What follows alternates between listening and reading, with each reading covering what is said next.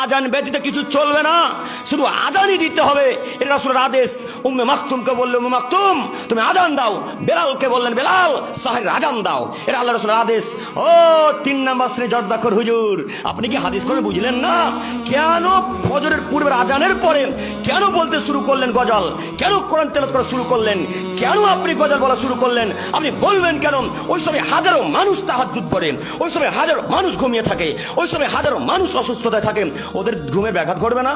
তাহাজ্জুদের সালাতের ব্যাঘাত ঘটবে না? যারা ঘুমিয়েছে তাদের ঘুমে নষ্ট হবে। আপনি কেন কোরআন তেলাওয়াত করা শুরু করলেন?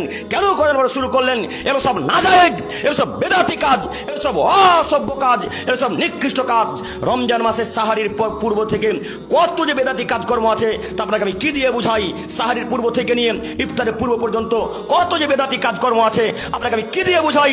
রমজান মাসে সাহারির পর থেকে, সাহারির পূর্বে বলা হয় আর মাত্র 30 মিনিট সময় আছে, আপনারা সবাই সাহারি খেয়ে নেন। বলেন আমার রামনগরে হয়?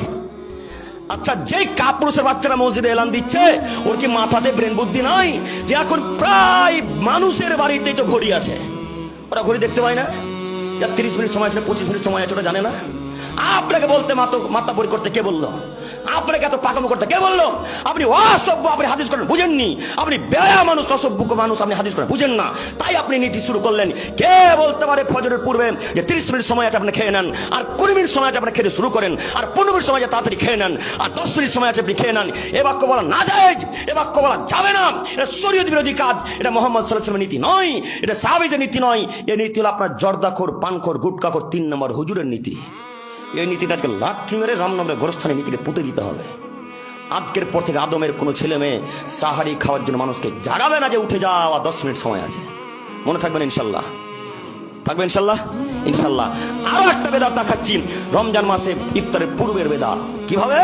ওই যখন 20 মিনিট সময় থেকে যায় তখন থেকে বলা হয় থালা সাজাতে শুরু করেন, আর 20 মিনিট সময় রোজাদারেরা, আর 15 মিনিট সময় ইফতারির থালা সাজাতে শুরু করেন, আর 10 মিনিট সময় ইফতারির থালা সাজাতে শুরু করেন। আপনারা কি মনে করেছেন কেউ ঘড়ি দেখতে জানে না?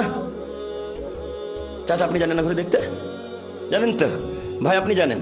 পৃথিবীর কানা মানুষ এখন ঘড়ি দেখতে জানে, মোবাইল টিপে বলে কটা বাজছে। হ্যাঁ, ওই নজরুল হাফেজ একটা ছিল না এখানকার, ওই তেঘুরির নজরুল হাফেজ, যখন আমার সাথে বক্তব্য দিত তখন দেখতাম তিনি এইভাবে সময় দেখতেন স্টেজে বা ঘরে। তো কানা মানুষ ঘড়ি দেখতে পারে, ওই জর্দাখোর, গুটখাখোর, বেদাতির বাচ্চার হুঁশ নাই যে সব মানুষ তো চোখ আছে, প্রায় মানুষ দেখতে পারে। আমি ইফতারের সময় বলবো কেন? আমি বলবো কেন 6:48 ইফতার? আমি বলবো কেন 5:53 ইফতার? মানুষ ঘড়ি দেখতে জানে না, তারা সবাই ঘড়ি দেখে দেখে ইফতার করবে। তাছাড়া এভাবে কথা বলা যায় না। আজকের পর থেকে রামনগরের মানুষ এভাবে কথা বলবে না ইফতারের সময় ইনশাল্লাহ। একটাই কাজ, শুধু আজান দিবে বাস। মনে থাকবে না ইনশাল্লাহ, ইনশাল্লাহ। সাথে সাথে আরো কথা মনে রাখবেন, ইফতারের সময় একবার সূর্য ডোবার সাথে সাথে করতে হবে। প্রয়োজনে 2, 3, 5 সেকেন্ড আগে করবো তবু শিকার, কিন্তু সূর্য ডোবার পরে নয়।